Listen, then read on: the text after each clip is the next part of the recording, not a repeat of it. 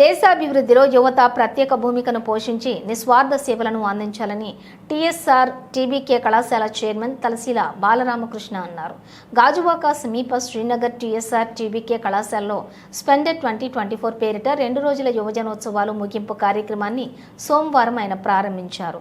ఇందులో భాగంగా విద్యార్థులు ప్రదర్శించిన ఫ్లాష్మాబ్ అందరినీ ఆకట్టుకుంది. కరెస్పాండెంట్ తలశీల ఉమామహేశ్వరరావు మాట్లాడుతూ జిల్లాలోని వివిధ కళాశాలలకు చెందిన విద్యార్థులు యువజనోత్సవాల్లో పాల్గొని రంగోలీ, క్విజ్, లఘు చిత్రాలు, జ్ఞానపద నృత్య పోటీల్లో పాల్గొన్నారన్నారు. అలాగే విజేతలకు షీల్డ్లు, ప్రశంసా పత్రాలను, బహుమతులను అందజేశారు.